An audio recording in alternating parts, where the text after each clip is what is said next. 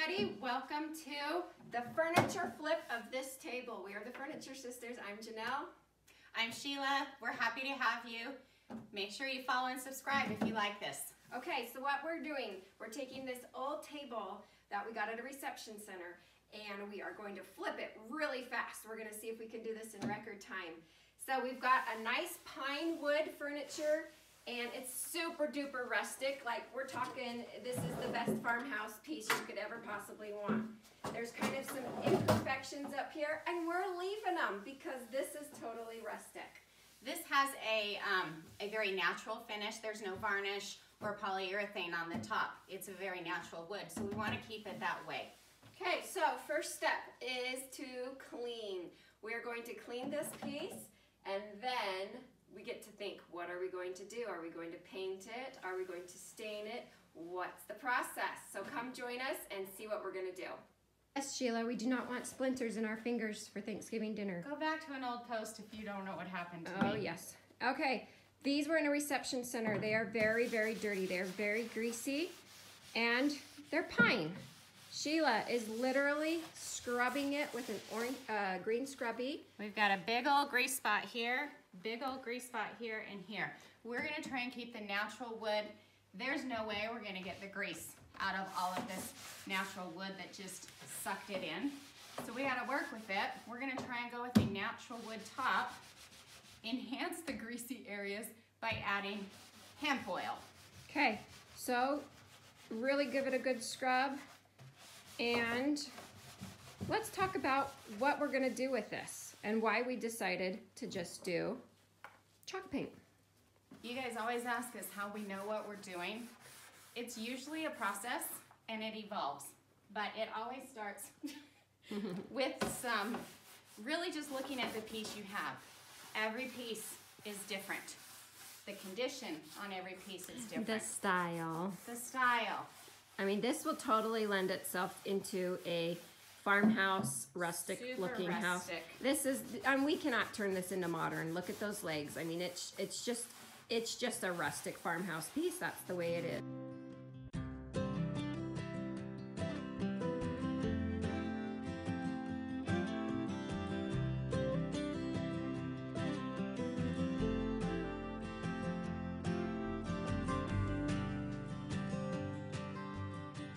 Progress shot. We have been cleaning for 33 minutes. And once we got going on this top, we went, okay, this is definitely gross. Look at the difference in what we have cleaned and what we haven't cleaned. Scraped, not scraped. Amazing. I don't know what they had on this, but there's a ton of grease. Yeah. Let me grab. We are ready to move to the next step. Yesterday took about 30-35 minutes to actually really get that grease and grime off. We didn't really anticipate it would be that gross. So our next step, everybody, is scuff sanding. Scuff sanding is a light sand that is going to smooth out all of the imperfections and just kind of break up the surface. So with the scuff sanding, Sheila is just using a 220 grit sandpaper. Let me see that real quick. And she wrapped it around just a regular old block. Because the flat surface helps you sand. Yeah. Okay, when we get down to the roundy parts, we will use something else. But this is just gonna smooth out a couple of the splintery areas because it's definitely really rustic raw wood. We're just going over it lightly. It doesn't make a big mess, but it just really helps the paint adhere.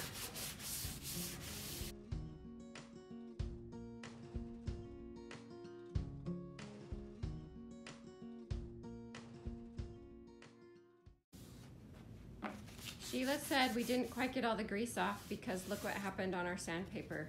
Ugh, it's gumming up. See that, guys? This is why you clean before you sand, because it ruins your sandpaper.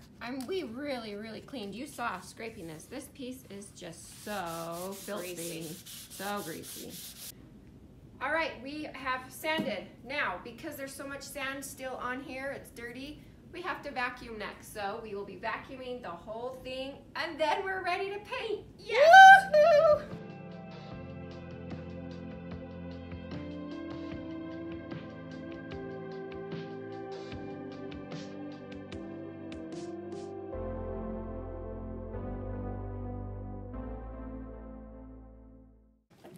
As we are preparing to paint for this piece, we are going to do chalk paint this time.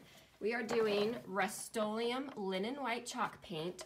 And the reason this is chalk paint instead of mineral paint is because we want what? We are going for a very rustic farmhouse look, and chalk paint is a good candidate that helps us achieve a very rustic farmhouse look. We're going to use our natural bristle brush. You have the hardest time. Natural bristle brush, whatever. I'm trying to get the brand name. Oh, this is a Behr natural bristle brush. Bristle brush. Oh my gosh. We get it from Home Depot. Yeah. All right, Sheila is going to be misting some water into the can and misting her paintbrush as well. Oh, and this thing is awesome. Yeah, because it just kind of sprays out. It's very cool. The reason we're doing this is because chalk paint tends to be a little bit thicker, and we want it to kind of water it down so it goes on a little bit thinner, and it's easier to spread when it's a little bit thinner as well.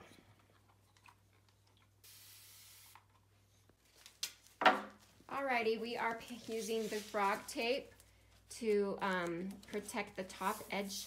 We're not painting that part, we're going to keep that part natural. So we're just using, this is our favorite tape, just to protect that. All right, Sheila, what do you think of that first little coat on this side? Oh, I love it.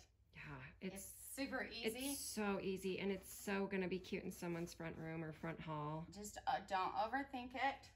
Just do it. Like, there's no technique. I mean, hello, look at this. Look how easy this is, everybody.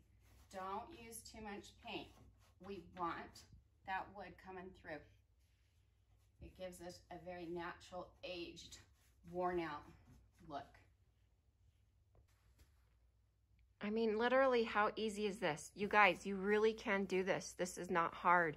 It does not require perfection when you're going for that farmhouse look. Literally slapping on the paint.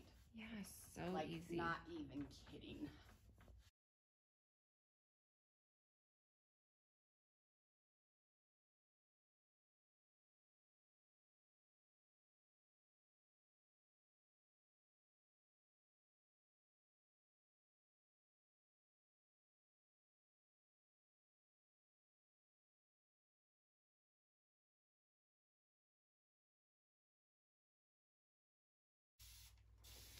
And every once in a while, when you keep going, you can add more water to your can or to your brush. Oh, Sheila, would you, if that was a full can, would you keep adding the water, or would you have that in a separate cup? Because it's kind of an empty can. Oh, this one's kind of empty. Normally, I would dump it in another cup so I don't contaminate my white paint. Yeah. But this one, we're at the bottom of the barrel, so it doesn't really matter. Yeah. And then how do you know when you need to spray more water in? It starts grabbing while you're painting, and you don't want grabbage going on. So I just keep misting it every once in a while. And remember, with this piece, we're not going for full coverage, so we don't want to put much paint on it, and the water kind of helps thin out the paint so it doesn't come on so heavy.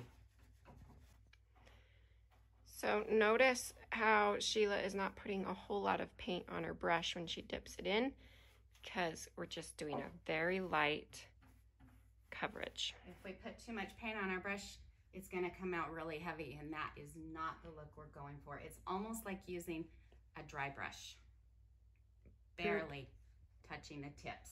Yep. All right, another technique, you guys, is painting the hardware. And then we don't have to take it off because this was done, like, has crazy nails in the back. And it just, again, lends itself well to the farmhouse look.